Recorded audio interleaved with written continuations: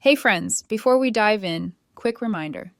Your comments keep this channel alive, and I read every one. My name is Tessa Calloway, I'm 27, and I restore vintage cars for a living.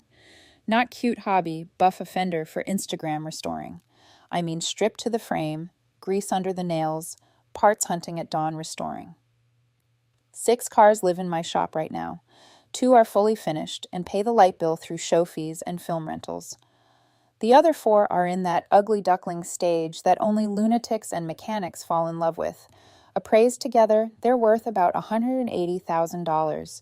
To the people who truly know me, they're worth more. They're my backbone. So when my mother, Marilyn, invited me to a family planning session for my sister's wedding, I should have smelled gasoline. Instead, I brought muffins. The living room looked like a venue coordinator got trapped in a Pinterest board. Swatches fanned across the coffee table. A rented projector hummed against the far wall. My dad, Douglas, sat stiff on the sofa like a man who'd been voluntold to attend. My sister Chloe, 23, newly engaged to Caleb Brooks, twisted her engagement ring the way she used to wring the ends of her ponytail, and my mother, in her element, clicked to a title slide that read, Chloe and Caleb, A Day to Remember. Budget, $85,000. I felt a prickle under my skin. $85,000. Mom began like a fundraiser MC. Historic estate. Remember the one from that magazine spread? A live band, a string quartet for the ceremony, a dress that photographs like silk poured over moonlight. She beamed at Chloe the way a director beams at her leading lady. We've saved $20,000, she said, and the rest is already handled. I didn't like the way she said already. My eyes slid to Chloe. She offered me a small, embarrassed smile, the kind you give when someone compliments your dress, and you know it has pockets you're not allowed to use. Handled how? I asked. Mom clicked again. A spreadsheet appeared. Clean columns. Green highlights. Under funding, 2 line items glowed like hazard lights. Sell Tessa's 67 Mustang. Soft market price pre-negotiated. List Tessa's restored 72 Nova. Collector interest at XXX. I laughed before my throat remembered how to swallow. You're joking, sweetheart. Mom stepped into that tone that meant the floor belonged to her. Your cars sit there. They're investments. This is your sister's once in a lifetime. They don't just sit there, I said. They're my business. The Mustang is the brand. She books the rentals that pay for the parts on the others. The Nova funds next quarter's builds. My voice tried to be calm and came out tight as wire. Also, they're mine. Dad cleared his throat with the tired dignity of a man who once fixed leaky sinks on Sundays. Family sacrifice, Tess. I worked overtime for years. I worked double shifts and night classes, I said. Scholarships covered tuition. Remember? He looked at his hands. Chloe spoke finally. I didn't ask for this, Tess. Mom just... She glanced at our mother, panic flickering. I mean, it's my wedding. It should feel special. It should feel like yours, I said, softer than I felt. Not like a museum exhibit. Mom's smile never cracked. No one is forcing anyone. We're asking. It's a sister's gift. I've rebuilt transmissions seized with rust. I've coaxed dead engines back to life with patience, diagrams, and prayers. But the sound of my mother wrapping coercion in ribbon is still the most precision-engineered thing I know. I took a breath, summoned the version of me that negates zeros and looks a man in a leather jacket in the eye and says, No, the number you found on Reddit is not what this trim costs. I'll give you $5,000 as a wedding gift, I said. That's generous, and what I can do without sabotaging the business. The cars are not for sale. Silence. Then the familiar machinery of Marilyn Calloway spun up, the frown calibrated to wounded, the sigh that says, What will people think? She used that line 6 times before the night ended. Yes, I counted. You're acting like a stranger, she said. Imagine how it will look if your own sister can't afford a real wedding when you have all those toys. Tools, I corrected. They're tools. Her eyes flashed. Real women show up for family. Something cold and ancient pressed a thumb into my sternum. Real men, real women, real family. The words change. The freight is the same. Dad chimed in. Don't expect help when you need it. Help. The last time I asked for any, $3,000 to snag a rare engine at an estate sale, they'd lectured me about responsibility and told me to get creative. I bought the engine on a credit card, flipped the build 6 months later, and tripled the cost. Mom called it a lucky break. Today she called it proof I could make the money back. I saw Chloe fold into herself, the way she used to fold at 12 when Mom critiqued her posture for recital photos. "It's once in a lifetime," she murmured, not looking at me. "It's one day," I said, gentler. "Your marriage is a lifetime." My phone buzzed. Grant, my boyfriend, texted a single line that only made sense to me. "Low idle, don't flood it." He'd watch me over-rev arguments, flood them with more fuel than the engine needed. I set the phone down and found my idol. "No," I said again, like a clean torque. 5,000, yes. The cars, no. Mom pivoted to scale up the pressure. Martyrdom monologue. Tears like clockwork. A not-so-subtle hint that the Brooks family would question our values. Then the threats. Her hands were steady when she gathered her printouts. "I'm disappointed," she said, "but we'll manage. We always do." We always do. Translation. Aunts, cousins, and anyone on an old group chat would get a version in which I was a wealthy collector hoarding chrome while my struggling sister pined for a modest celebration. The $85,000 would shrink in retellings. The modest would grow. My inbox would swell with relatives saying, "Just sell one. Don't you love your sister?" By morning, it had started. A great aunt I haven't seen since a funeral sent a Bible verse about generosity. A cousin I only know through a last name asked if I really needed all 6. An old neighbor said she'd heard I rent the cars to movies, and surely had plenty to spare. Mom's version traveled at light speed. Truth trailed with its shoelace untied. That afternoon, Chloe texted, "Coffee? Just us?" I stared at the words until they blurred. Then my screen lit again. A different name, unknown. The message was short and surgical, like someone who has practiced leaving wounds that don't bleed until later. "Heard the Callaways are at it again. Good luck keeping your man when you're too busy to show up for family. Alyssa." I exhaled hard. Alyssa Reed, Grant's ex, has a way of popping up the week we climb a hill. She and Grant dated years before me. Once in a while, she tries to throw a pebble into our gears. I typed, deleted, and finally did nothing. Not every engine misfire needs my wrench. That evening, I wheeled the '67 Mustang onto the driveway as the light went copper. I ran the chamois over the hood and thought about how my granddad showed me her heartbeat the first time we coaxed her to turn over. How he said, "Every machine will tell you what it needs if you learn to listen." From inside, I could hear Mom on speakerphone with someone, stitching the narrative with quick, expert fingers. "Tessa's gotten hardened by money," she said. "It's sad." A beat. "Of course we'll figure it out. Family sacrifices." Across the street, my neighbor's wind chimes murmured. A dog barked twice and quit. My hands shook, just a little, not from fear, not exactly. From recognition. I'd seen this pattern before, only I hadn't had a name for it. Sacrifice, in our house, flowed one direction, toward whoever cried the loudest. The Mustang's reflection held my face like a question. How much of your life are you willing to auction to stay inside a story that never fits? Grant pulled up then, his old Tacoma sighing at the curb. He didn't touch me right away. He just stood beside the car, took in the set of my shoulders, and said, "Want me to listen or want me to fix?" "Just listen," I said. He did. I told him about the slides, the spreadsheet, the cars with price tags I hadn't written. I told him about Chloe's eyes, round and apologetic, and Mom's phrase, "real women," and Dad's warning about help.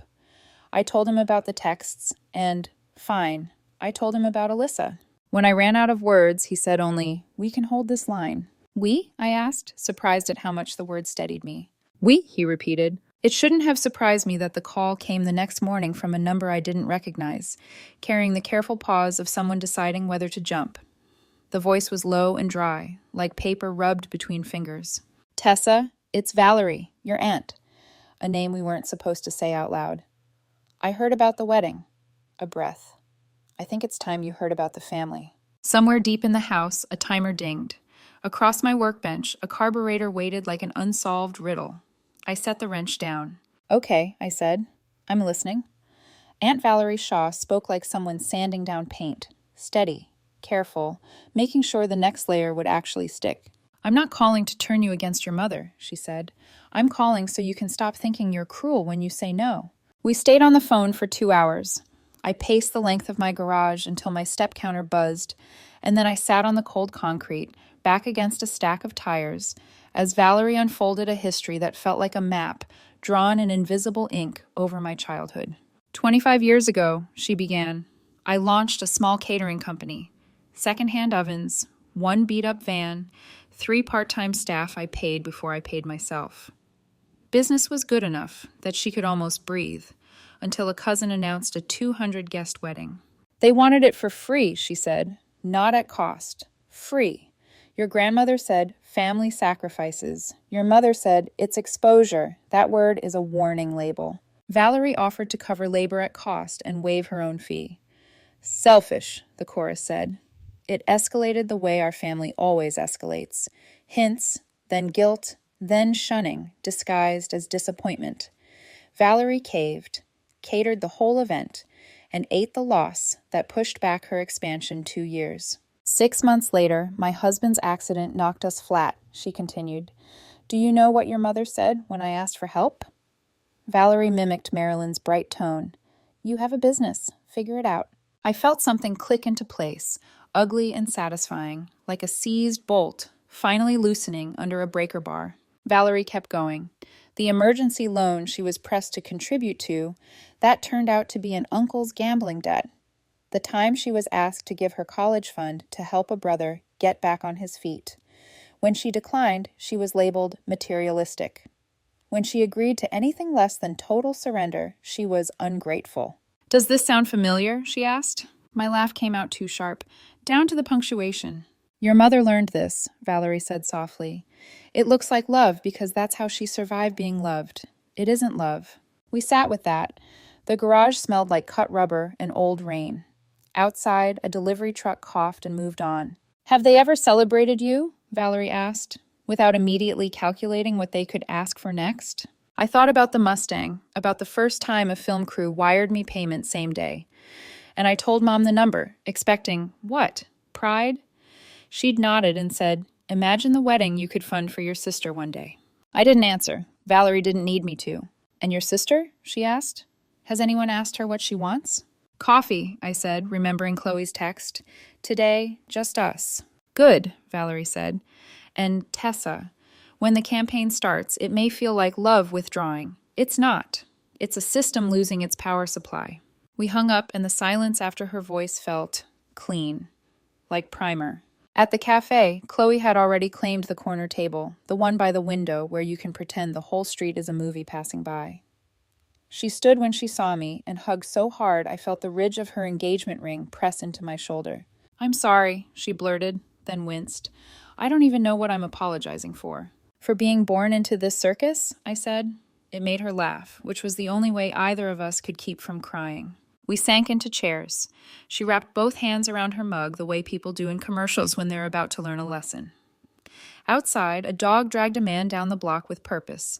Inside, milk hissed into foam. A barista shook cinnamon like a blessing. I need to ask you something, I said. No audience, no optics, no mom. If money was fixed and nobody judged you, what would your wedding look like? Chloe stared past me, out the window, as if the glass were a screen where she could cue a different life. When she spoke, her voice went small with honesty. Barefoot on a beach, she said. 30, maybe 50 people. Sunset so we don't have to buy flowers. A dress I can actually sit down in. Caleb hates tuxes, so just a linen shirt. Music from a speaker. Vows we wrote. It wasn't a surprise. It still broke me a little. Then why, I asked, are we renting a ballroom that costs more than my first 3 cars? Because Mom said a small wedding would be embarrassing, she whispered. She has this list of people who should be there, people I barely know. She keeps saying she never got her dream day. I thought, if I give her this, maybe she'll love me without conditions. Stupid. Not stupid, I said. Human. Female in this family. I told her some of what Valerie had told me. Not all. Enough. How the script we were handed had been rehearsed for generations. How sacrifice had been weaponized until no one recognized its shape. Chloe's eyes filled, then cleared. She looked down at her ring, then up at me. If I scale this back, she'll make me pay, she said, in ways I won't see until it's too late. She might, I said, but you'll be paying either way. At least this way you get married to Caleb and not to an audience. She nodded like a person choosing to breathe into pain instead of away from it. Caleb will be relieved, she said. He keeps pretending to be excited about chair covers. Tell him I said thank you for the performance, I said, and she actually snorted. A text popped onto my screen from Grant. Got Ty tonight if you need fuel. Beneath it, a second text, unsent for a minute, like he'd debated. Proud of you for holding the line. I felt my jaw unclench. Chloe noticed and tilted her head. He in? She asked. He's in, I said, fully. Even with... She didn't finish. We both knew she meant Alyssa, the pebble throwing, the way old stories try to drag the new one underwater. He trusts me, I said, and I trust him. That sounds fake, Chloe said, smiling, like a line in a movie. I know, I said, it's gross. Her face sobered. So if we do this, if we cut to like 15 grand, Mom will burn the house down. She'll try, I said. She'll call it concern. She'll rearrange the facts like furniture. I thought about Valerie's words, a system losing its power supply. But you'll still have a house. Chloe reached across the table and grabbed my hands the way we did as kids when the roller coaster clicked toward the big drop. Okay, she said, we do it. The plan unfolded quickly because truth doesn't require as many moving parts. Chloe and Caleb ran their numbers and could swing $15,000 without touching savings. A local vineyard had an off-season date. The coordinator practically hugged them through the phone. Chloe asked if I thought Mom would show up and make a scene. I said maybe, and she said, then we'll hire security, and the way she said it made me love her even more. We rehearsed the family conversation like a deposition. Keep it short, stick to facts, don't apologize for boundaries. Remember that no is a complete sentence.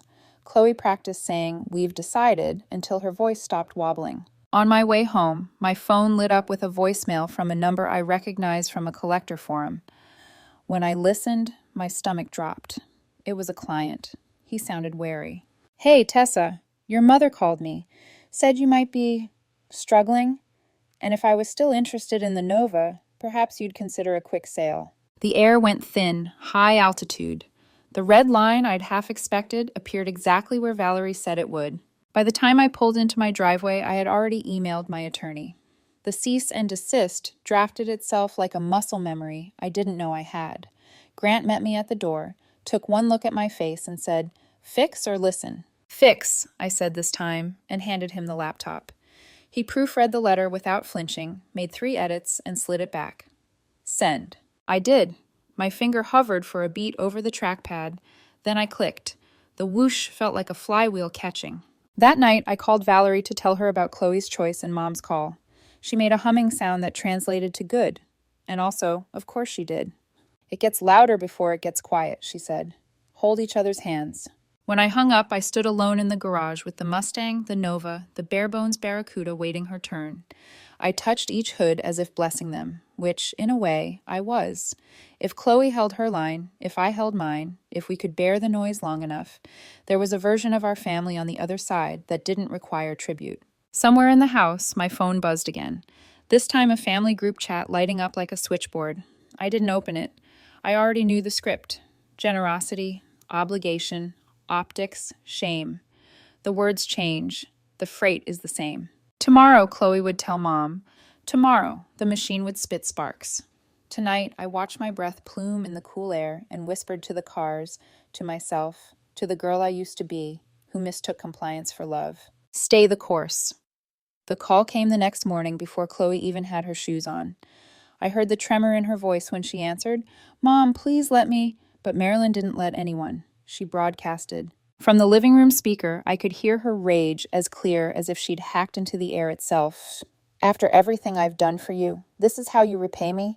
You let your sister poison you against your own family? Chloe's eyes flicked to mine. I mouthed mute it. She did. Then she set the phone down on the counter and whispered, she's calling me ungrateful again.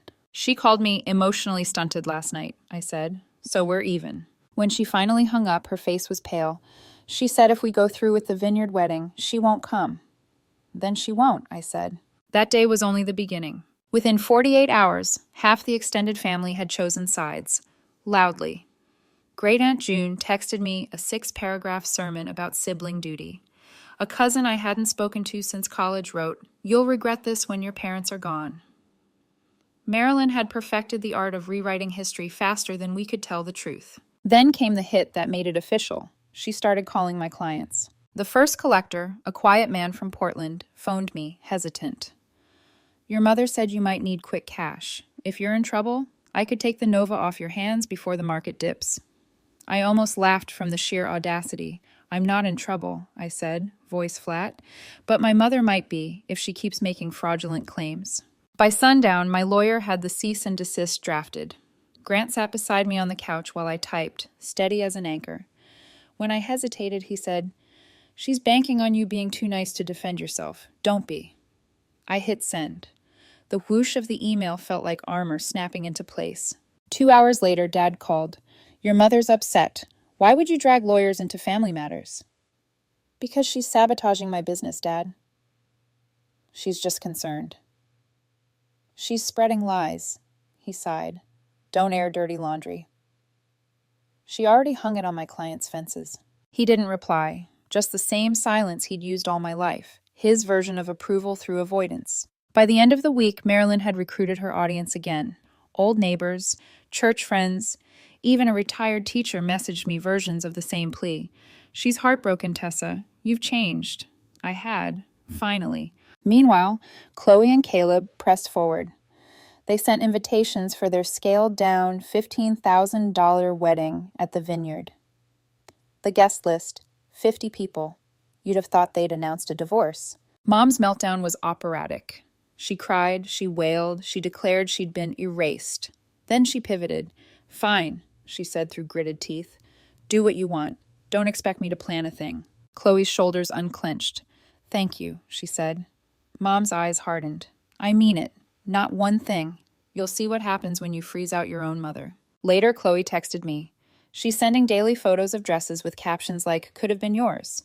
I replied, "Archive them. Proof for therapy later." Aunt Valerie was right. When the system loses its power source, it short circuits. Then, out of nowhere, Grant's ex Alyssa decided to stir the pot.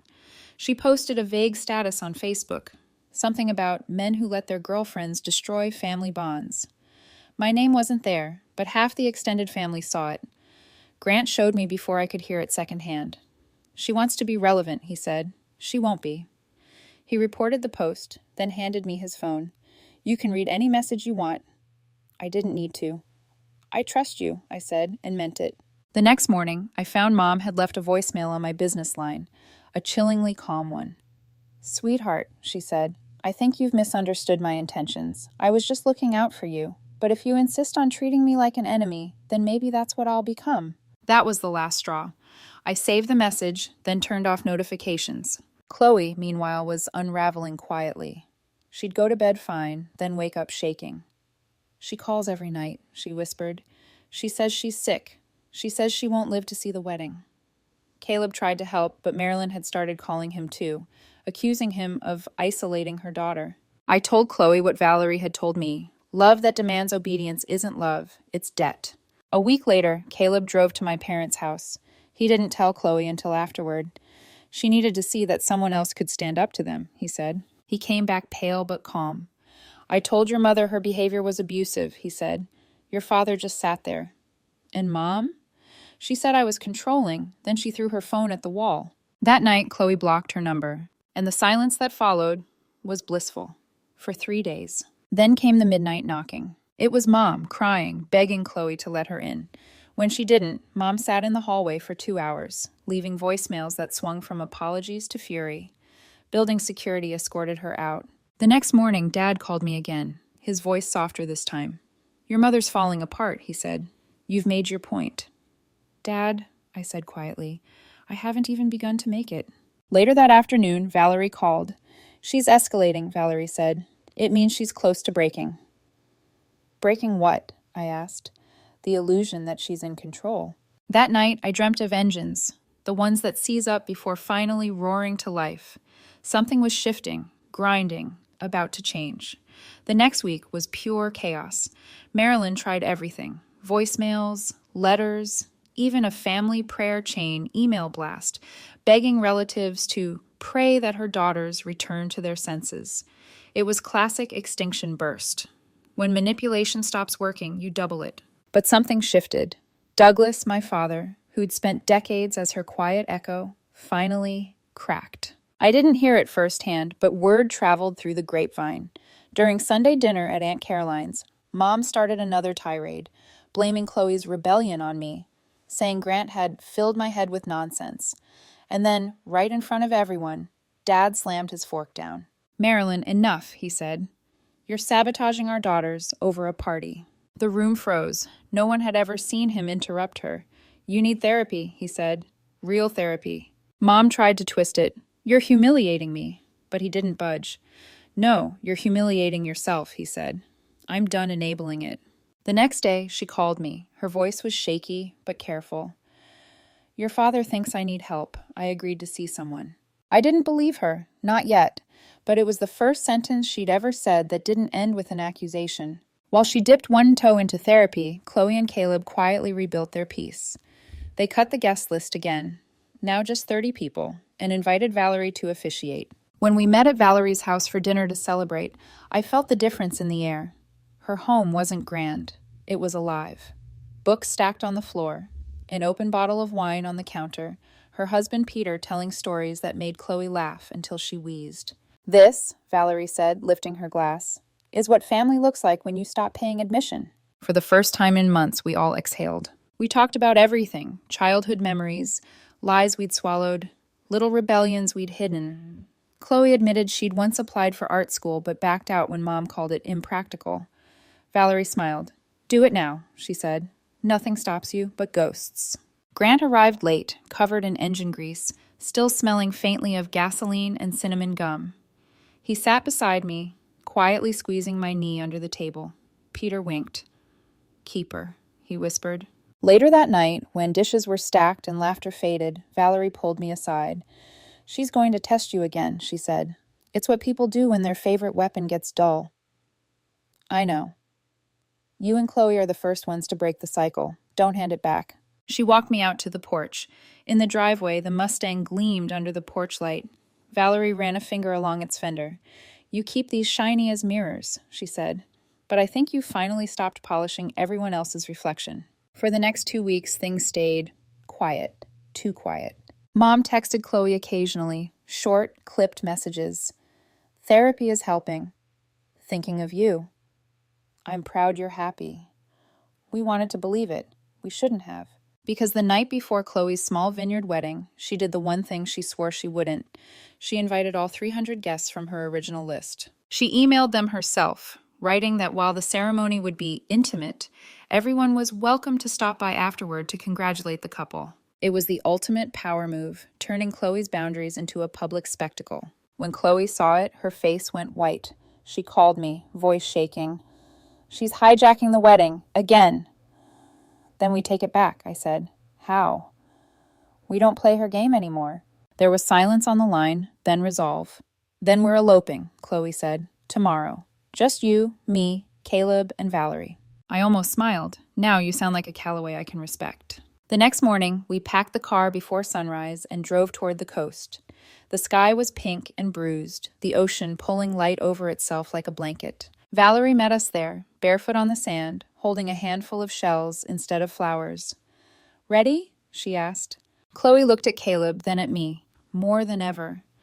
We found a stretch of bluff just above the Pacific. No guests, no decorations, just wind, sunlight, and the smell of salt. Valerie officiated with her voice breaking every other sentence. Caleb and Chloe said vows they'd written in pencil on hotel stationery the night before. "I choose you," Chloe said, "because with you, I never have to trade peace for approval." When Valerie pronounced them married, the ocean answered with a crash so loud it felt scripted. Dinner was at a tiny seafood place right off the beach. 8 of us total. Caleb's parents, his sister, Valerie, and Peter, Grant, and me. Simple food, real laughter, no optics. When the toast came, Caleb's father lifted his glass. "To choosing authenticity over appearance, he said, and love over manipulation." Chloe leaned over after and whispered, "You were right. One day is plenty." Later, she hugged me hard. "Thank you, not for money, for saying no. If you hadn't, I'd still be living in her fantasy." I thought of my cars. each one a boundary I'd rebuilt with my own hands. No is a complete sentence, I said. We all learned about Mom's reaction through social media. She'd found out via a post from Caleb's sister, photos of us on the cliff, barefoot and glowing. Marilyn flooded our phones with messages. Betrayal, ungrateful, ruined everything. Douglas sent one line. Your mother is upset, but I understand. Congratulations. That single word, understand, felt like a door finally cracking open. Weeks passed. The family gossip engine roared, then sputtered. Valerie's receipts and steady storytelling slowly dismantled Mom's mythology. Cousins started reaching out privately, some apologizing, others sharing their own versions of our story. Uncle Thomas admitted he'd once co-signed a loan for our parents they never repaid. Cousin Jennifer said she'd paid for Grandma's cruise instead of her daughter's college fund. The pattern was visible now, burned into everyone's sight like after images. 3 months later, Mom called. I almost didn't answer, but Valerie said, "Closure isn't for her, it's for you." Her voice was small this time. "Tessa, is this how I made you feel?" "Yes," I said. She sobbed, real unpretty sobs. Then, "I'm sorry, no excuses. I see it now." It wasn't forgiveness, but it was a start. Chloe and Caleb moved into a small house near the water. She's pregnant now, due in spring, and they've set firm boundaries. Any relationship with our child, she told Mom, has to be earned. Dad goes to therapy with Mom sometimes. Progress is slow, but at least it's forward. As for me, my business is thriving. The collector Mom once tried to manipulate ended up recommending me to 3 new clients. I sold a finished car at 20% above asking price, bought a 1970 Plymouth Barracuda, and started restoring it with Peter's help. Every Friday, Valerie hosts dinner for our new version of family. Chloe and Caleb, Dad sometimes, Logan, our brother, finally back in touch, and Grant, who now smells like motor oil almost as often as I do. We laugh a lot more these days. 6 months later, I met a young woman named Naomi Blake, who'd inherited a '65 Corvette from her grandmother. Her family told her to sell it. She couldn't afford full restoration, so I made her a deal. I'll teach you for free if you help me on my builds. She reminded me of me, nervous, determined, desperate to prove she didn't have to sell her dreams. Last week, she told her family, "This car is mine, I'm keeping it." That night, I stood in my garage, surrounded by 7 gleaming cars, their chrome catching light like truth itself, and thought of Valerie's words. The cycle ends when someone says no. So I said it again, quietly, to the ghosts of my family's expectations. No. No to guilt, no to control, no to love that only counts when it costs you yourself. My name is Tessa Calloway. I'm 28 now, and I own 7 vintage cars. They're not for sale.